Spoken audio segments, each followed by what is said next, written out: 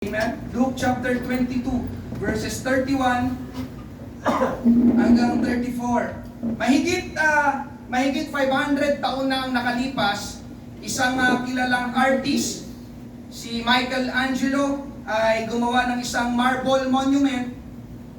Yung monumento, estatwa, na naglalarawan kay Maria na nasa kanyang kandungan, lap ang namatay na si Jesus. Makikita niyo po ang picture sa inyong harapan. Amen. Yan po ay tinawag nilang da Pieta. Hindi ko alam yung bigkas, pero yung spelling ay ganun, da Pieta, na ang ibig sabihin ay pity, maawa. Yan po ay natapos noong 1498 at inilagay sa lumang St. Peter's Basilica sa Vatican. Marami ang pumupunta para tignan ang monumento na yan, para magbigay pugay sa angking galing ni Michelangelo at alalahanin ang pagkamatay ng Panginoong Hesus. Kaya lang, noong May 1972, ay merong isang lalaki, si Laszlo Toth, hindi ko rin alam kung tama yung bigkas, Laszlo Toth, ang pumunta sa Vatican, hindi para magbigay pugay, kundi para sirain yung monumento. Siya ay may dalang martilyo at wala sa katinuan. Nilapitan niya yung monumento at pinaghahampas ng martilyo. Ginawa niya yon dahil inaangkin niya na siya daw si Jesus. At hindi yung monumento na yon. Wala nga sa katinuan. Dahil sa ginawa niya, nasira yung monumento, lalo na yung estatwa ni Maria. Natanggal yung ilong at naputol yung kaliwang kamay ng estatwa ni Maria, ayon po sa nakikita niyong picture sa inyong harapan. Amen? Pero hindi nagtapos doon ang kwento. Hindi nila tinapon yung monumento. Sa halip, ay nag-hire sila ng mga magagaling na sculptor para i-restore yung Da Pieta. Amen? Inaayos nilang muli, ni-restore nila. At laking tuwa ng mga tao doon sa Vatican dahil na-restore nga yung monumento na yon. Amen? Makikita nyo ulit sa inyong harapan yung before and after. Amen? Mula doon sa walang ilong ay nagkaroon ulit ng ilong. Amen? Hanggang ngayon ay naroon sa St. Peter's Basilica sa Vatican yung Da Pieta.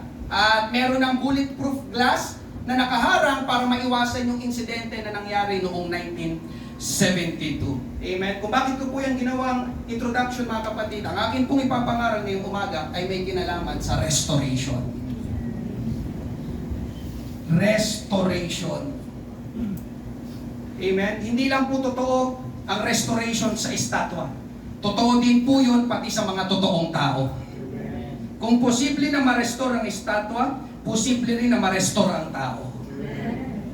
Katunayan, kapag binasa niyo po ang Bible ay punong-puno ng mga kwento ng restoration ng mga tao. Amen? At ang nagre-restore ay walang iba, kundi ang Diyos na buhay ng langit. Gusto ko pong malaman mo, ngayong umaga, mga kapatid ko sa Panginoon, na the God that we serve, the God that we praise, the God that we worship in this church is the God who restores. Ang Diyos na ating pinaglilingkuran, ang Diyos na ating pinupuri, ang Diyos na ating sinasamba sa lugar na ito ay Diyos na nagpapanumbalik. Yun po ang ating ipapangaral ngayong umaga, saktong-sakto, the God who restores. Ang Diyos na nagpapanumbalik. Amen? Hallelujah! Ngayong umaga, ako'y naniniwala, hindi aksidente na ikaw ay pinapunta ng Diyos sa lugar na ito. Amen. Bakit? Sapagkat gusto muling ayusin ng Panginoon ang iyong buhay. Amen. Gusto muling ibalik ng relasyon, gusto muling ibalik ng Diyos ang relasyon mo sa Kanya. Amen. Gusto ayusin ng Diyos ang inyong pamilya. Amen. Ibalik ang iyong kalusugan. Amen. Lalo na, hallelujah, ang nasira nating mga pananalapi. Amen? Basahin natin ang ating main text, Luke chapter 22, verses 31 to 34. Ito pong sabi, Simon, Simon, narito, hiningi ni Satanas na ligligin kayo gaya ng trigo. Subalit ako ay nanalangin para sa iyo upang ang iyong pananampalataya ay huwag mawala. Gusto kong malaman mo ngayong umaga, hindi lang ikaw ang nananalangin sa Panginoon, ang Panginoon ay nananalangin din para sa iyo.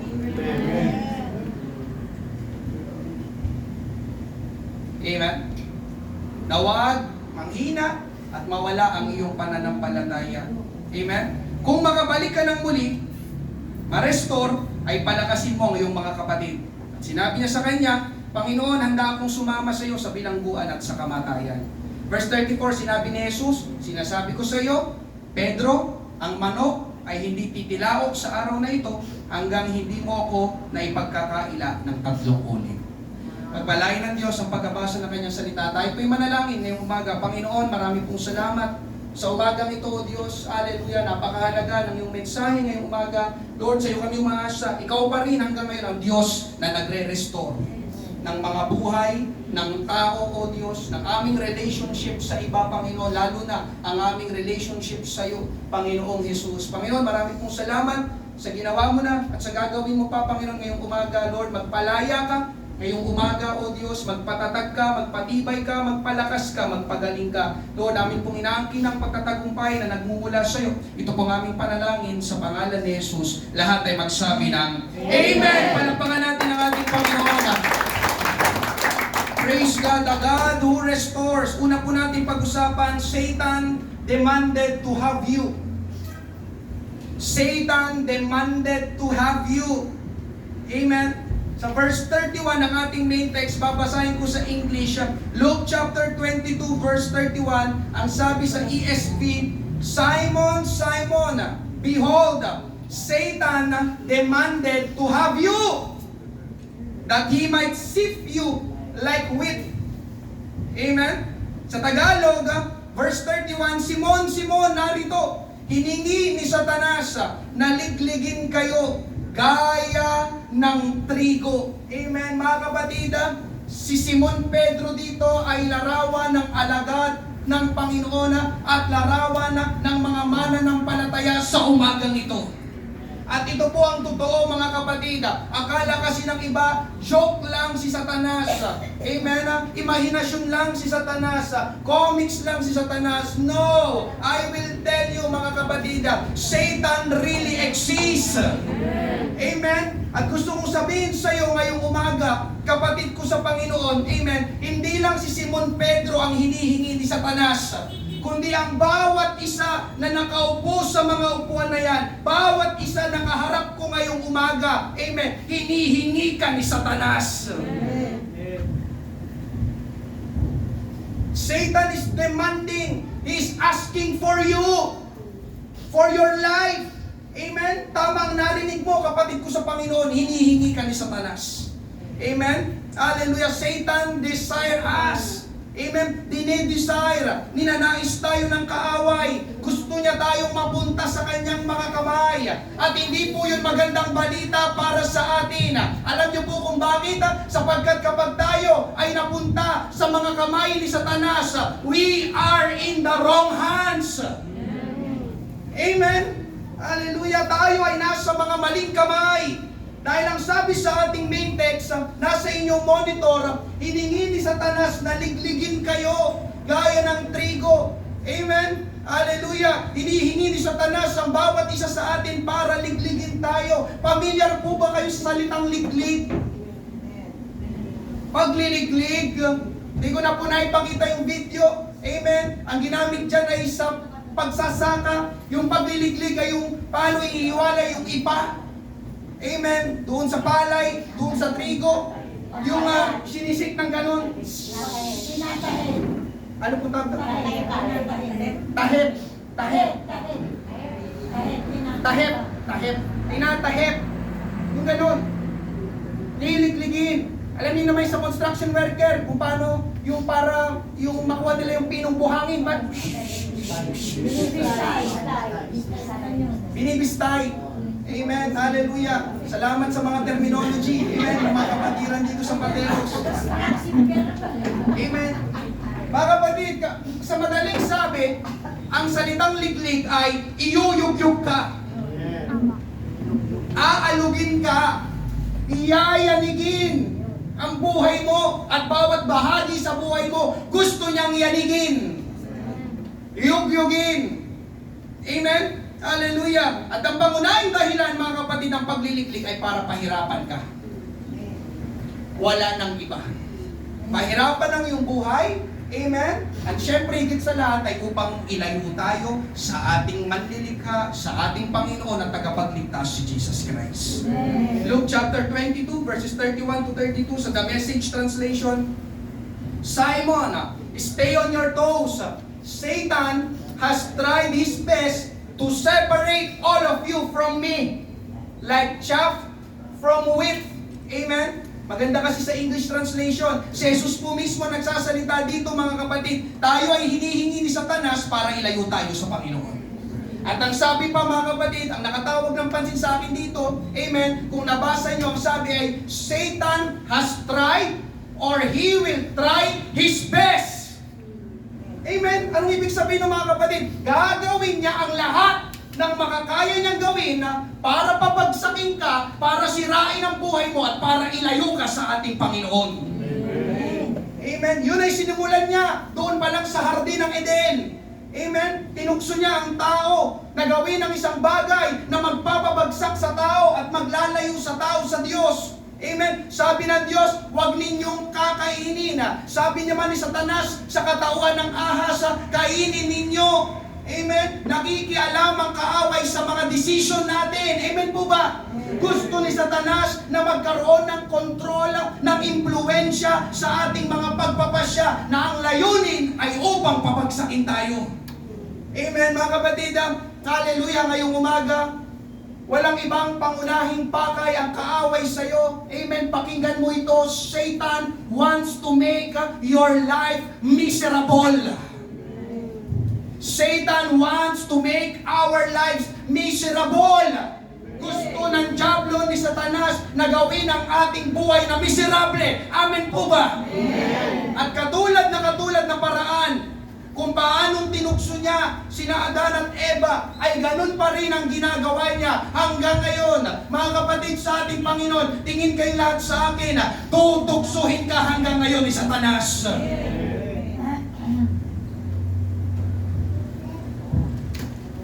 Ibig sabihin ng tinutukso, pinapagawa ang bawal.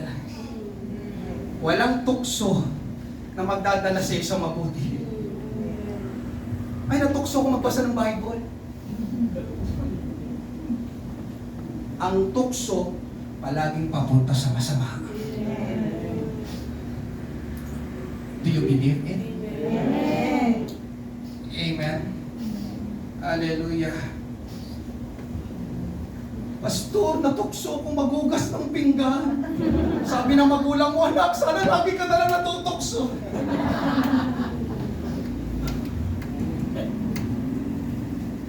Kaya lang ito ang problema, mga kapatid. Amen? Ang tukso na mali, ang tukso na masama, ang tukso na kasalanan, ay ginagawang kaakit-akit ng kaaway sa ating paningin. Tukso na mali, ang tukso na masama, tukso na kasalanan ay ginagawang kaakit-akit ng kaaway sa ating paningin. Genesis chapter 3 verse 6. Amen? Nang pinagmasdan ng babae ang puno, napakaganda nitong tingnan at ang bunga ay parang masarap kainin. At dahil sa pagnanais niyang maging marunong, pumita siya ng bunga at kumain ito. Binigyan din niya ang kanyang asawa na kasama niya at kinain din ito. Pagtingin ni Eva sa bunga, uy! Ang gandang tignan. Uy! Ang sarap kainin. Pero alam natin, mga kapatid, ang kwento, yun ay bawal. Yun ay mali. Yun ay masama. Yun ay kasalanan. Nakakalungkot. Alam po natin ang nangyari, mga kapatid. Nang matukso sila, kinain ni Adan at Eva. Amen. Yung bunga na pinagbabawal ng Diyos na kainin. At doon, nagsimulang bumagsak ang tao. Amen. Doon, nagsimulang maging miserable ang buhay ng tao. Kung nandito kayo na Sunday, di ba? Simula ng kainin nila, yung bunga na pinagbabawal, amen? May binigay agad ang Diyos. Ilang beses natin nabasa yung salitang hirap. May hirapan ng mga babae sa panganganak. May hirapan ng mga lalaki sa paghahanap buhay. Amen? Hallelujah! At nang kinain na, amen, ni Adan at ni Eva ang bunga na ito, mga kapatid, doon nagsimulang malayo ang tao sa Diyos. Bakit? Bakit? Dahil may ginawa sila na hindi dapat nila ginawa. Dahil may ginawa sila na hindi dapat nila ginawa. Hanggang ngayon mga kapatid, amen, may mga tao na gumagawa ng hindi dapat nila ginawa. At ang resulta ay kabagsakan at kasiraan. May tanong po ko sa inyong lahat ngayong umaga. Amen? Meron ka na bang ginawa na sana ay hindi mo na lang ginawa? Amen.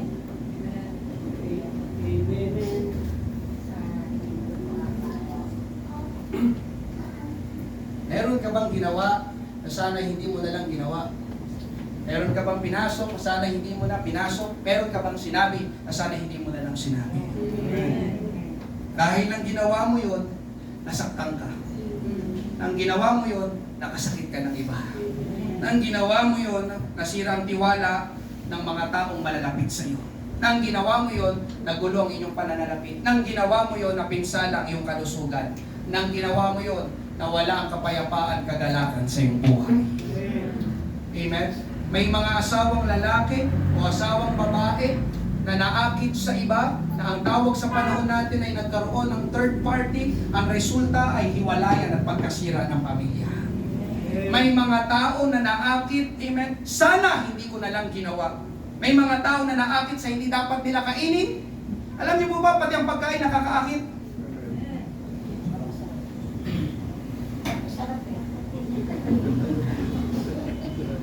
Gaya halimbawa, amen, sa mother ni Rolin, amen, merong birthday na may lechon.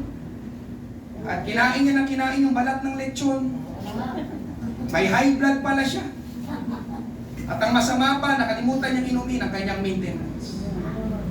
Ang resulta ay sakit at kamatayan. Amen? Mula noon, 2016, nag-suffer ang mother ni Rolin sa stroke bago kunin ng Panginoon noong 2022. Amen. Sana hindi ko na lang kinain. May mga tao na naakit sa sugal, na nag-aakala na yun ang magdadala sa kanila sa pagyaman. Pero kabaliktaran, ang resulta ay pagkabaon sa utang. Sana hindi ko na lang ginawa. May mga kabataan na naakit sa pagpapakilig. Ang resulta ay teenage pregnancy. Sana hindi ko na lang ginawa. Mga kapatid, ito si Satanas. Satan wants to have an influence over your decisions. Decision na magpapabagsak sa'yo, decision na masasaktan ka at makakasakit ng iba, decision na mapipinsala at mapapahamak ka. Mga kapatid, hingin tayo ng kaaway. Gagawin niya lahat para pabagsakin ka. Gawing miserable ang buhay natin at ilayo tayo sa Panginoon. Amen. Di ba mga kapatid, alam natin itong lahat. Di ba ganun ang ginawa niya kay Job? Job chapter 1, amen, verses 9 to 11, sumagot si Satanas, may takot si Job sa iyo dahil pinagpapala mo siya. Iniingatan mo siya at ang sambahayan niya, pati na ang lahat ng ari-arian niya, pinagpapala mo lahat ng ginagawa niya. Kaya lalong dumarami ang kanyang mga hayop sa buong lupain. Verse 11, pero subukan mong kunin ang lahat ng iyan sa kanya at siguradong isusumpa ka niya. Sa tagpong ito mga kapatid, hinihingi ni Satanas si Job sa Diyos. Amen? Gaya ng ginawa niyang paghingi kay Pedro sa ating main text. Para saan? Para alisin ang lahat kay Job at gawing miserable ang kanyang buhay.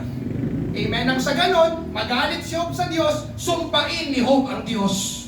Amen? At alam po natin ang kwento mga kapatid, nangyayari nga, nawala ang lahat kay Job.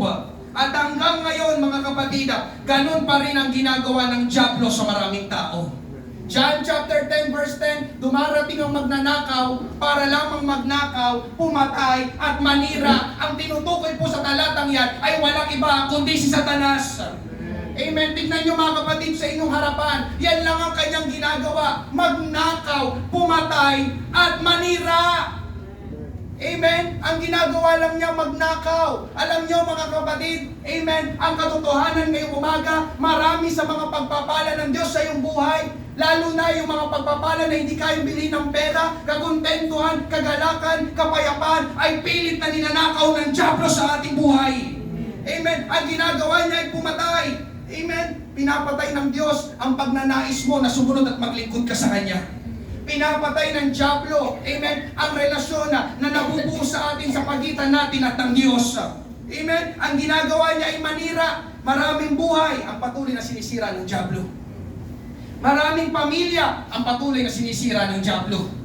Maraming kinabukasan ang patuloy na sinisira ng dyablo. Mga kapatid, sa madaling sabi, walang mabuting plano ang dyablo sa ating buhay. Amen po ba? Satan demanded to have you. Meron ba ngayong umaga, mga kapatid, na ikay napunta na sa mga kamay ni Satanas?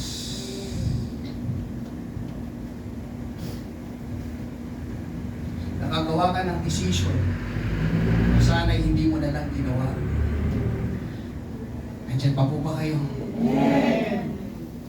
At nang ginawa mo yun, bumagsak ka, nabigo ka, nasaktan ka, may nasira, nakasakit ka. Amen? Dahil yun lang palagi ang gagawin ng kaaway sa ating buhay. Pero ngayong umaga, mga kapatid, merong magandang balita. Ano yung magandang balita? Merong Diyos. Merong Diyos. Sabihin nyo nga, merong Diyos. Gaya ng sabi ko kayo na sa introduction, amen, ang Diyos na pinapangaral ko ngayong umaga, ang Diyos na buhay ng langit, ay Diyos na nagpapanumbalik. Diyos na nagre-restore. Amen? Pangalawang pag-usapan natin, the God who restores. Amen? Ang ibig sabihin ng restore o restoration ay ibalik sa original o dating kalagayan. Amen? Balikan po natin si Pedro sa ating main text, Luke chapter 22, verses 33 to 34. At sinabi niya sa kanya, Panginoon, handa akong sumama sa iyo sa bilangguan at sa kamatayan. Sinabi ni Jesus, sinasabi ko sa iyo, Pedro, ang manok ay hindi titilaok sa araw na ito hanggang hindi mo ako na ipagkakaila ng 3 ulit. Amen? Ngayong umaga, mga kapatid, maganda ang intensyon ni Pedro dito. Seryoso talaga siya sa kanyang sinasabi. Nahandaan niyang samahan ng Panginoon hanggang kamatayan. Talagang mahal na mahal niya ang Panginoon. Grabe ang commitment niya sa Panginoon. Amen? Parang nung humayo kami, mga kapatid, sabi nung isang nag-testimony, magpupuri ako sa Panginoon hanggang kamatayan. Praise God! Yun ang tama. Amen po ba? Amen. Pero alam nyo ba, mga kapatid, ang pinapakita sa atin sa tagpong ito, kahit gaano kabuti ang ating intensyon, kahit gaano tayo kagaling, kahit gaano tayo kahusay at katalino, mga kapatid, magkakamali pa rin tayo. Amen. Sabi ko, magkakamali pa rin tayo. Amen. Si Pedro, maganda talaga. Totoo yung sinasabi niya dyan. From the bottom of his heart, Lord, pasamahan kita hanggang kamatayan. Amen? Pero tignan nyo, mga kapatid, sa verse 34, sinabi ni Jesus, sinasabi ko sa iyo, Pedro, ang manok ay hindi titilaok sa araw na ito hanggang hindi mo ako na ipagkakaila ng 3 ulit. Alam nyo, mga kapatid, amen? Pakinggan mo ito. Alam ng Panginoon na magkakamali si Pedro. Sinabi na niyo, hindi pa nangyayari, sinabi na ng Panginoon. Alam na ng Panginoon na mabibigo si Pedro. Alam na ng Panginoon na babagsak si Pedro. Kaya kung ikaw ay nagkamali na, normal yan. Normal yan. Kasi tao ka. Andiyan pa mo ba kayo? Simula nang bumagsak ang tao sa kasalanan, lahat ng tao ay siguradong magkakamali. Simula nang bumagsak ang tao sa kasalanan, lahat ng tao ay siguradong makakaranas ng kabiguan at kabagsakan. Sino sa inyo hindi pa nakakagawa ng pagkakamali? Gusto ko pong makita ang inyong kamay. Amen? Simula nang magkaisip ka hanggang ngayon, lahat ng desisyon na ginawa mo ay tama, mabuti at perpekto. Meron po ba? Amen? Kung meron, pwede mo ba ako ipag-pray? Amen? Mga kapatid, walang taong perpekto. Lahat ng kaharap ko ngayong umaga ay nagkamali na. Tama po ba ako? Minsan sa buhay mo ay naging mali ang desisyon na pinili mo. At dahil mali ang ginawa mo, katulad kanina sa first point, hindi ka aya-aya ang resulta. Disappointed, discouraged, failed, feeling down, nasaktan. Amen po ba? At yun ang naranasan at naramdaman ni Pedro. Amen. Basahin ko lang po ito. Luke 22 verses 54 to 61. At kanilang dinakip siya si Jesus. Inilayo at dinala sa bahay ng pinakapunong pari. Si Pedro ay sumunod mula sa malayo. At nang makapagpaninga sila ng apoy sa gitna ng patio at makaupong magkakasama, si Pedro ay nakiupong kasama nila. Samantalang siya'y nakaupo sa liwanag ng apoy, nahuli na po dito si Jesus, nakita siya ng isang alilang babae, tumitig sa kanya at nagsabi, ang taong ito ay kasama rin niya. Tinuturo si Pedro, subalit itinanggi niya ito at sinabi, babae, hindi ko siya nakikilala. Pagkaraan ng isang sandali, ay nakita siya ng isa pa at sinabi, ikaw ay isa rin sa kanila. Subalit sinabi ni Pedro, Ginoo, hindi ako. Nang makaraan ng may isang oras, may isa pa na nagpipilit na nagsasabi, tiyak na ang taong ito ay kasama rin niya sapagkat siya'y taga Galilea. Subalit sinabi ni Pedro, Ginoo, hindi ko nalalaman ang sinasabi mo. At kaagad, samantalang siya nagsasalita pa, tumilaok ang isang manok. Amen. Verse 61 mga kapatid, lumingon ang Panginoon at tumingin kay Pedro. At naalala ni Pedro ang salita ng Panginoon kung paano sinabi niya sa kanya, bago tumilaok ang manok ngayon ay pagkakailang mo ako ng 3 ulit. Amen. Kanina sa ating main text mga kapatid, panatag, buong tapang si Pedro, nang sabi niya sasamahan niya ang Panginoon hanggang kamatayan. Pero ilang talata lang ang dumaan, ang lumipas, parehong kabanata, nasa Luke chapter 22, hindi napanindigan ni Pedro ang sinabi niya. Ngayong umaga mga kapatid, meron ka na bang pinangako at sinabi na hindi mo rin napanindigan?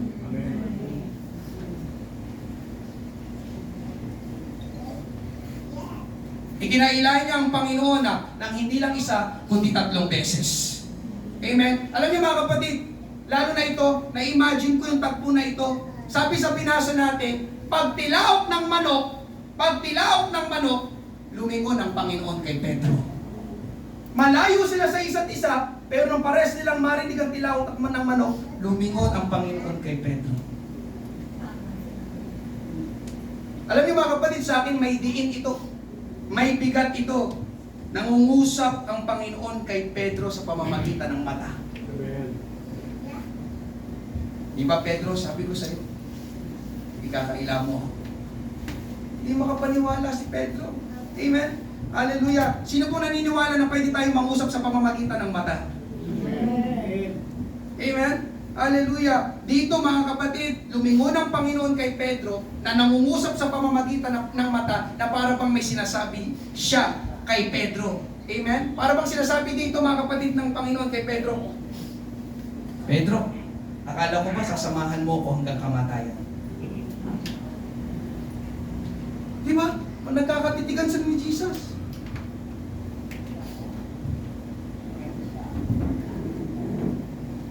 Anak, sabi mo mag-aaral ka ng mabuti. Pagpagting ko ng card mo, puro bakso.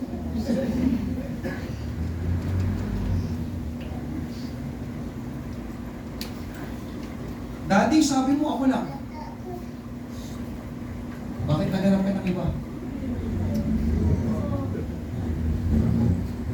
Mami, sabi mo ako lang. Bakit sumama ka sa iba?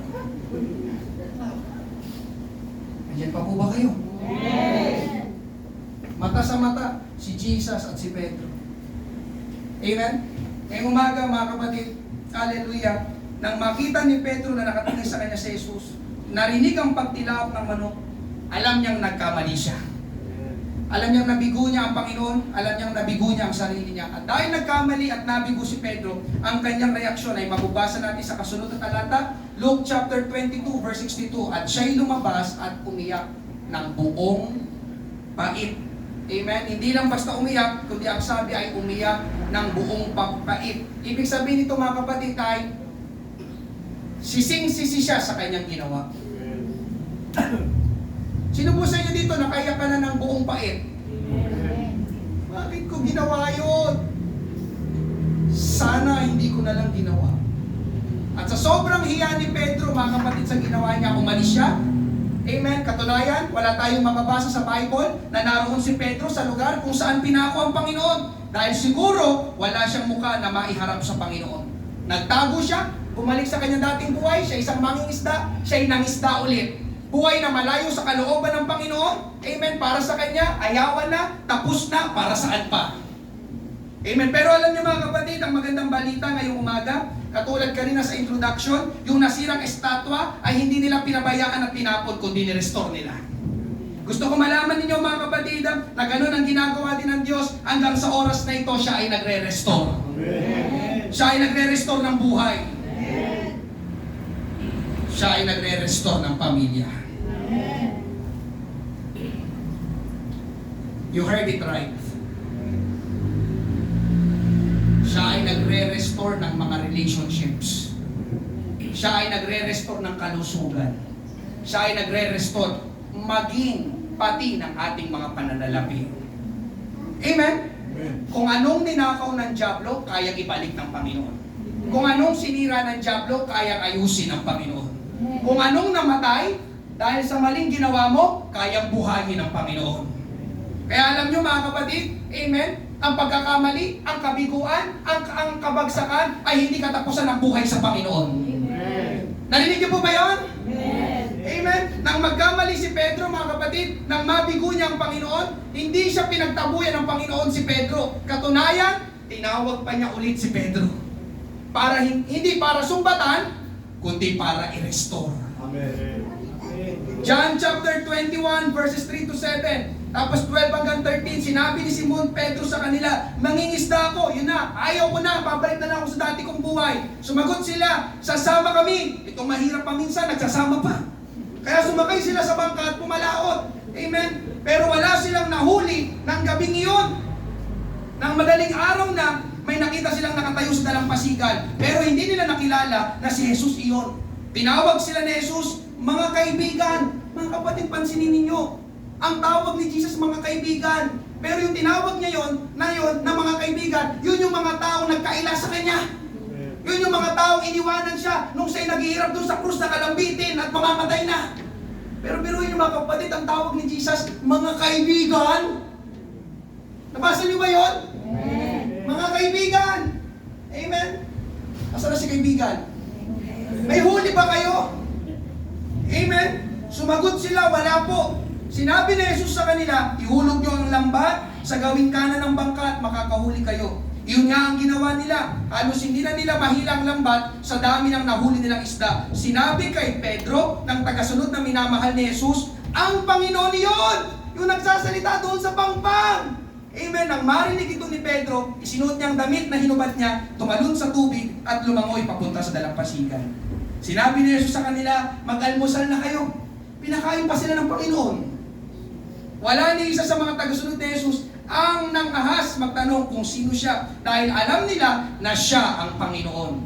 Kumuha si Jesus ng tinapay at ibinigay sa kanila, ganon din ang ginawa niya sa isda. Alam niyo mga kapatid, grabe talaga ang biyaya at pag-ibig ng Panginoon. Hindi matarok, hindi maabot. Iniwanan siya ng mga alagad na ito, pero tinulungan niya pa rin silang makahuli ng mga isda. Wala kayong huli? Ihulog nyo lang yung lambat sa gawin yan. Amen. Pagdating, oh grabe daming huli. Tapos pagdating nila sa pangpang, pinakain pa sila ng Panginoon. Amen.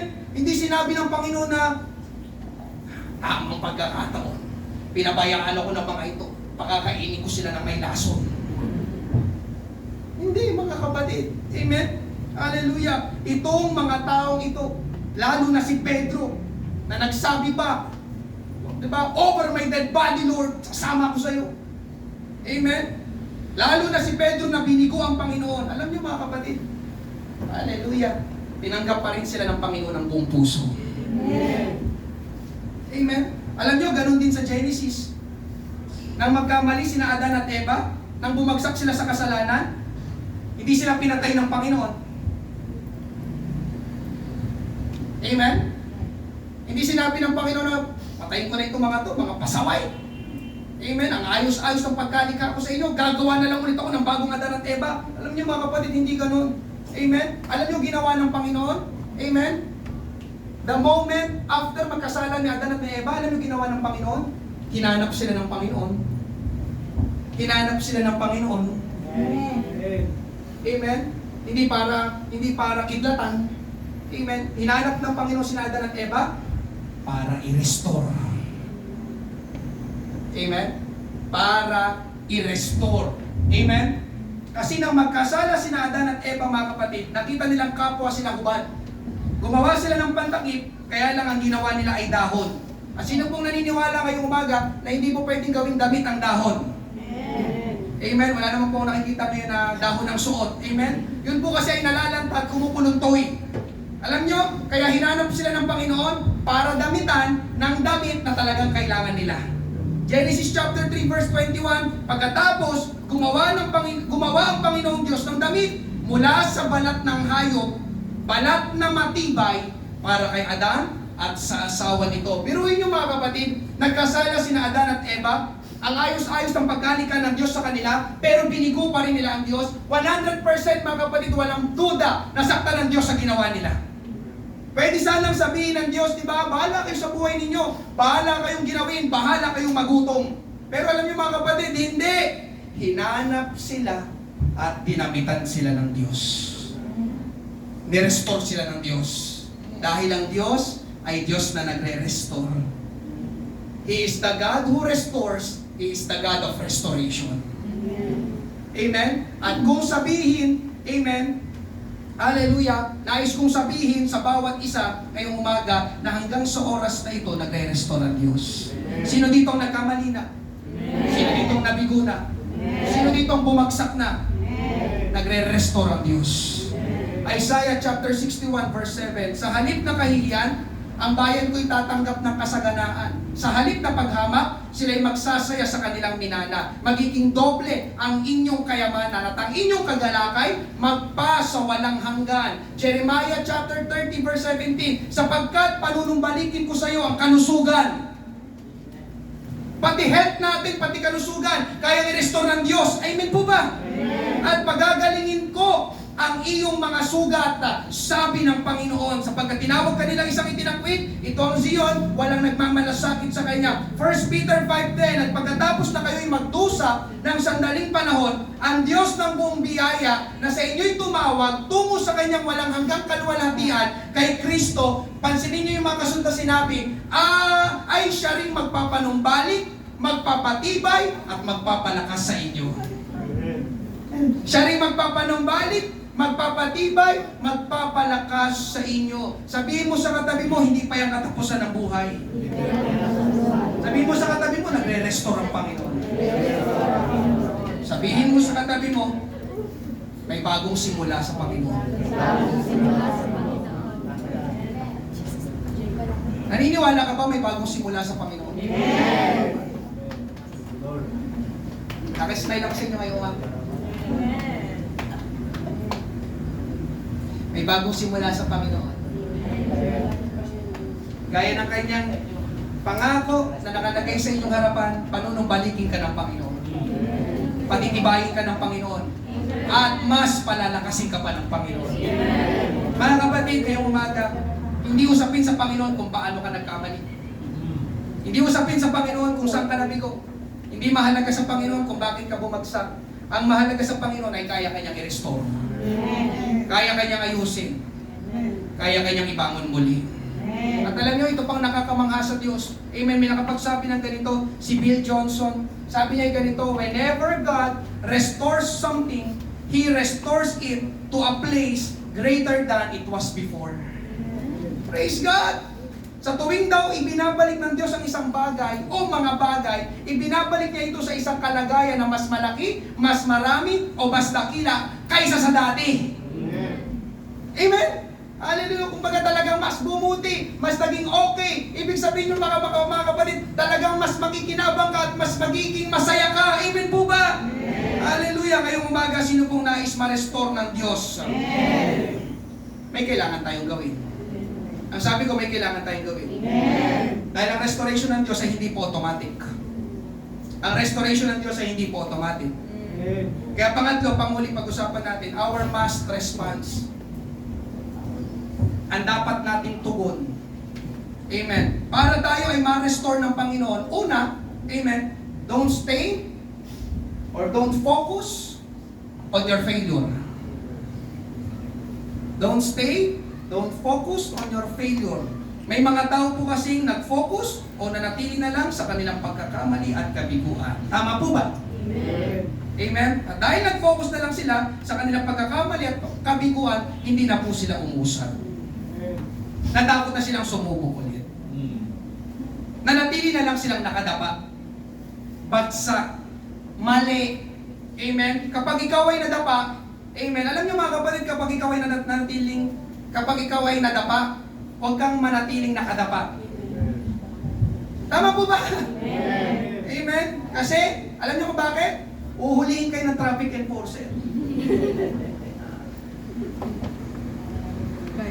Tumayo ka, magpatuloy ulit ng lakad. Amen po ba? Sabi ng kawikaan, kasabihan ng mga Chinese, failure is not falling down, but refusing to get up. Ang kabiguan ay hindi yung bumagsak ka, kundi yun ay nang tumanggi ka na bumangon muli. Yun ang totoong failure. Hindi ka na sumubok, hindi ka na umusad, ayaw mo na. Dito na lang ako. Nagkamali ako, nabigo ako, nakasakit ako, ayawan na. Nandyan pa po ba kayo? Amen. Ikalawa, na dapat natin gawin, forgive yourself. Ang sabi ko, forgive yourself. Amen. Patawarin mo ang sarili mo. Papatawad tayo sa iba, pero kami sa sarili natin, hindi natin napapatawad. Alam niyo po ba, kailangan din natin patawarin ang ating sarili. Amen. Yun po ay delikado mga kapatid kapag hindi mo napatawad ang iyong sarili. Alam niyo po ba na hindi lang si Pedro ang nagkamali at nabigo? Meron pang isang alagad na nagkamali at nabigo. Sino siya? Sino siya? Kilala niyo, sino siya? Judas. Si Judas Iscariote. Ibinenta niya ang Panginoon sa halagang 30 pirasong pilak. At nang siya'y matauhan sa ginawa niya, na-realize niya, nakita niya, mali ang ginawa niya. Kaya lang ang problema mga kapatid, alam niyo ang problema ni Judas Iscariote? Hindi niya napatawad ang sarili niya. Hindi niya matanggap yung kanyang ginawa na ipinagkaila, ibinenta at pinagtaksilan niya ang kanyang guro, ang kanyang Panginoon, ang Panginoong Hesus. Amen. At dahil hindi niya matanggap, amen, yung ginawa niya sa Panginoon, hindi niya nakayanan yung kabigatan. Sa English ay yung guilty. Nilamon siya ng kanyang konsensya. At alam po natin lahat siguro kung anong kanyang kasunod na ginawa. Ang kanyang ginawa ay nagbigti siya. Matthew 27:5, itinapon ni Judas sa templong salapi. Pagkatapos ay umalis siya at nagbigti. Ngayong umaga mga kapatid, alam mo, hindi pagbibigti, hindi pagpapamatay ang solusyon sa ating pagkakamaling ginawa. Sabi ko, hindi pagbibigti, hindi pagpapakamatay ang solusyon sa ating pagkakamaling ginawa. Ang dapat gawin ay patawarin mo ang iyong sarili, humingi ka ng tawad sa iyong nagawa ng pagkakamali, at higit sa lahat, humingi ka ng tawad sa Panginoon. Amen. Amen. Alam niyo mga kapatid, hallelujah, akala kasi nung iba, ang Panginoon ay masama. No. Alam mo ba, kapatid ko sa Panginoon, ngayong umaga, kung ikaw ay buong pusong lalapit sa Panginoon na humingi ng tawad, ang Panginoon ay palagi nagpapatawad. Amen. Ang sabi ko, ang Panginoon ay palagi nagpapatawad. Amen. Hallelujah. Subalit, ngayong umaga, hindi pa nagtatapos sa paghingi ng tawad, ang restoration, ikatlo, repent. Don't stay on your failure. Forgive yourself, then repent. Patawarin ang iyong sarili, humingi ka ng tawad, at huwag mo na ulitin ang iyong pagkakamali na ginawa. Ang sabi ko, huwag mo na ulitin ang iyong pagkakamali na ginawa. Ang sabi ko, huwag mo na ulitin ang iyong pagkakamali na ginawa. Yun ang tunay na ibig sabihin ng repentance. Ang tunay na pagsisisi ay hindi yung nag-sorry ka. Ang tunay na nagsisisi ay yung hindi mo na binalikan o ginawa yung iyong pagkakamali. Amen po ba? Amen. May mga tao kasing ginagawang lisensya ang pagiging hindi nila perpekto. Nagkakamali naman kasi talaga ang tao. Kaya paulit-ulit sila sa parehong pagkakamali na ginawa o ginagawa nila. May kakilala po ba kayo gano'n? Sinampal, Pak, sorry, hindi ko sinasadya. Pak, sorry. Alam niyo mga kapatid, pakinggan mo ito. Kapag paulit-ulit ang pagkakamali, yun ay sinasadya na.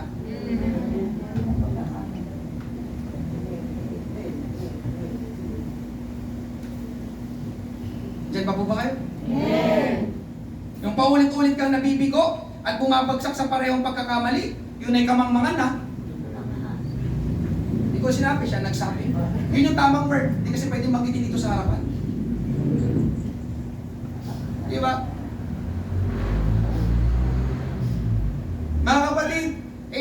ka mare-restore ng Panginoon kung pabalik-balik at paulit-ulit ka sa iyong pagkakamali na ginagawa. Huwag mong asahang i-restore ka ng Panginoon.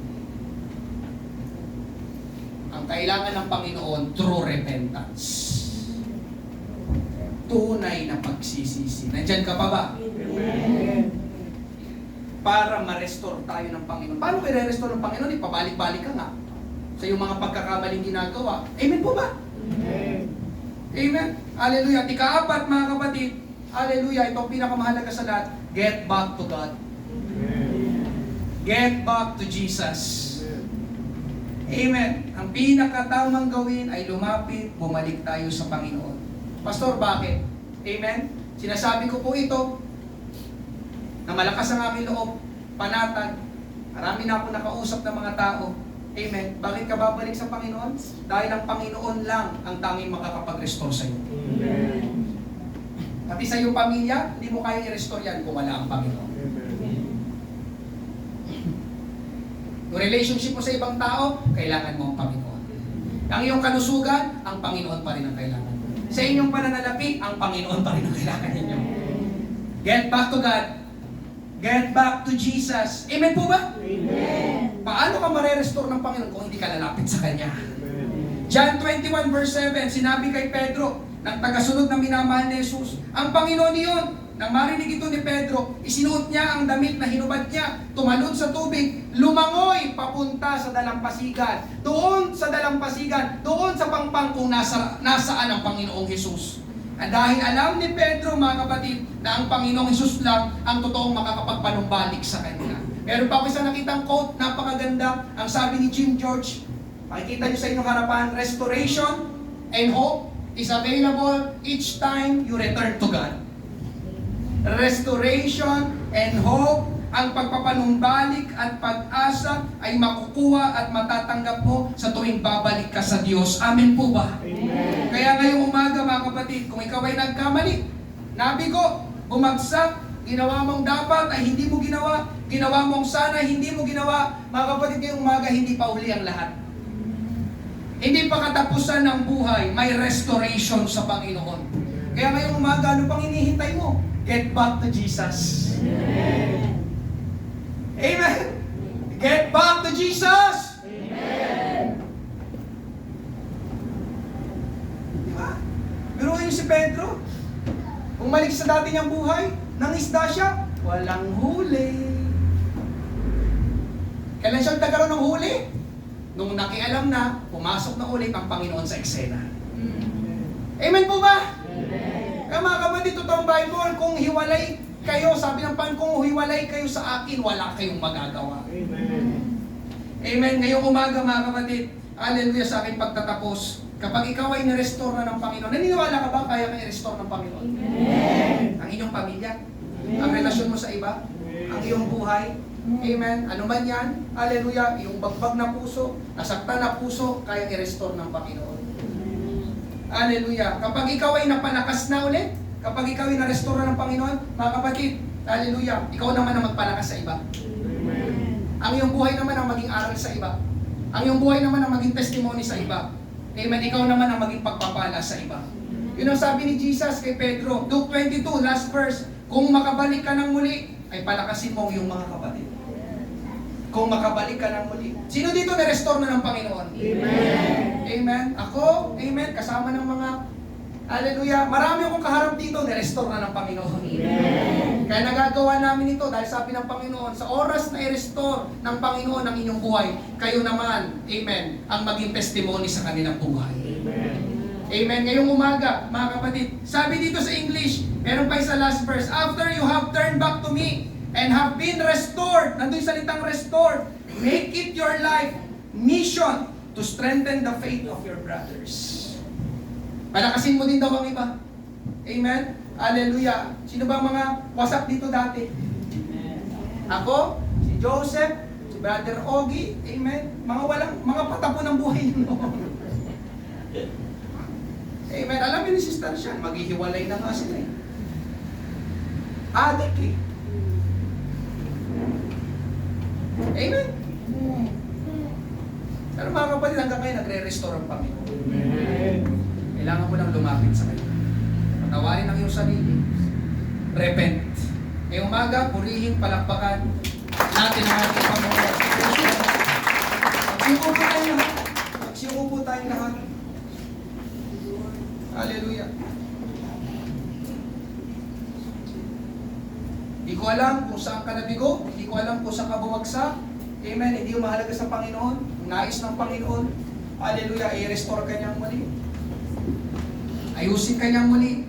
Ibalik niyang mga nawala sa iyo. Yun ang gusto ng Panginoon. Until this very hour. Amen. Our God is the God of restoration.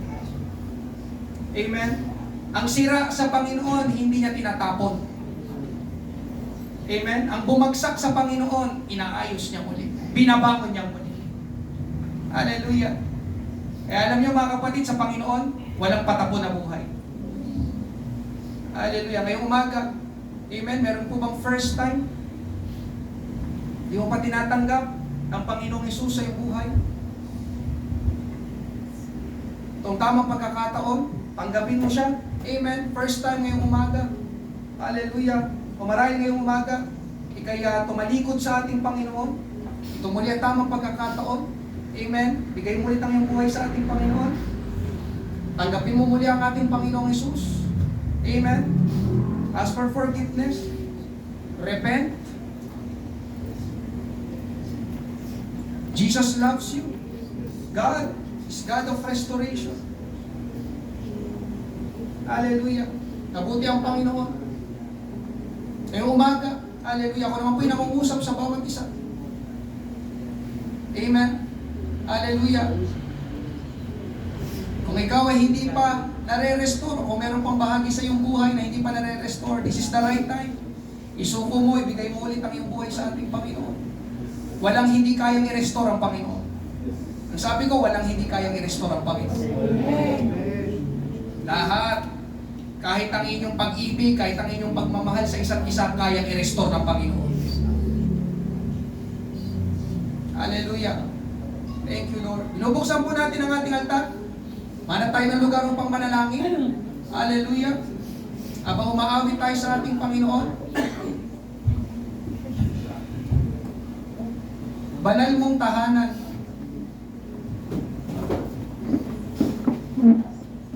Praise God. Restore. Hindi mare-restore ng Panginoon ang iyong buhay o anumang mga nasira sa iyong buhay hanggat hindi ka lumalapit sa Kanya. Get back to God. Come to Jesus. Amen. Si Pedro hindi na natin dito sa bangka. Tumalon pa siya mula dun sa bangka. Lumangoy papunta sa dalampasigan para lang malapitan niya ang ating Panginoon. Hindi na kailangan natin gawin sa umagang ito. Hallelujah. Praise God. Ang kabagsakan, ang kabiguan, ang pagkakamali ay hindi pa katapusan ng buhay. Hallelujah. Glorify your name. Palaging merong fresh start, bagong simula sa ating Panginoon. Ganun kabuti ang ating Panginoon. Alam niya, magkakamali tayo. Alam niya, nagkakamali tayo mga kapatid. Hallelujah. Pero hindi ibig sabihin nun na ating ulit-ulitin ang ating pagkakamali. Hallelujah mga kapatid. Nais ng Panginoon ang hallelujah na baguhin ang ating buhay. Matuto sa ating mga pagkakamali noon. Gusto niya tayong i-restore muli. Praise God. We give you glory. We give you praise. Oh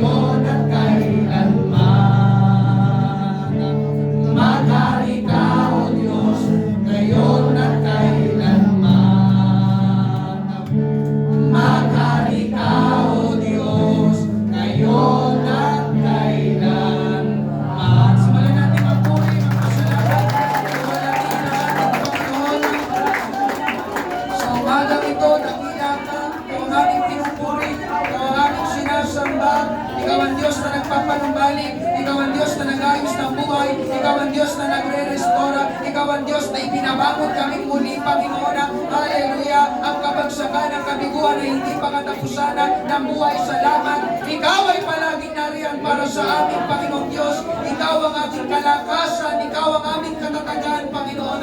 Salamat, salamat, salamat, Panginoon. Dakila ka, dakila ka, dakila ka. Hanggang ngayon, Panginoon, hanggang ngayon, hindi ka nagsasawa sa amin, Panginoon. Ilang beses kami nagkamali, ilang beses kami bumagsak, ilang beses kami nabigo, pero ikaw, Panginoon, ay nariyan pa rin. Patuloy na naghihintay sa amin, Panginoon. Praise God! Praise God! Riba mama, yande, rebe, bebe, bekiando, yondo, robo, robo, sanda, rarama, mama, yana, nande, rebe, besikanda, raba, yando, robo, robo, robo. Praise God, praise God, praise God. Hallelujah. Glorify your name, glorify your name. Hallelujah, hallelujah. Glorify your name. Hallelujah. Alam nyo mga kapatid, tunay na napakabuti ng ating Panginoon. Hallelujah. Alam nyo yung manira, magpabagsak. Di ba? Madaling gawin ang manira. Halimbawa, itong lugar na ito, kaya siguro itong sirain nang wala pang isang buong araw. Pero yung pagtatayo nito, kulang ang isang araw. Tama? Madaling manira, mahirap magtayo, magbangon ulit. Pero walang imposible sa Panginoon. Ang mahirap sa tao, hindi mahirap sa Diyos. Amen? Hallelujah. Mga kapatid, nais ng Panginoon, patuloy at palagi tayong lumapit sa Kanya. Gusto mong ikay ma-restore completely, totally. Hallelujah. Come to Jesus. Get back to Jesus. He is the one that you really need. Amen po ba? Amen. Hallelujah. Ngayong umaga mga kapatid, hallelujah. Ang mga kasama ko ngayong umaga, hallelujah, ay mga taong nire-restore ng Panginoon. Amen. At patuloy na nire-restore ng Panginoon. Amen. Praise God. Hallelujah. Church is not for perfect people. Church is for the imperfect people who needs the help of the perfect God. Amen. Kaya nakulitin ko, hindi ka maayos ng Panginoon unless you repent. Hindi mo pwedeng ulit-ulitin, balik-balikan yung mga pagkakasala, pagkakamali na ginagawa. Amen po ba? Hallelujah. Kaya napakahalaga ng repentance.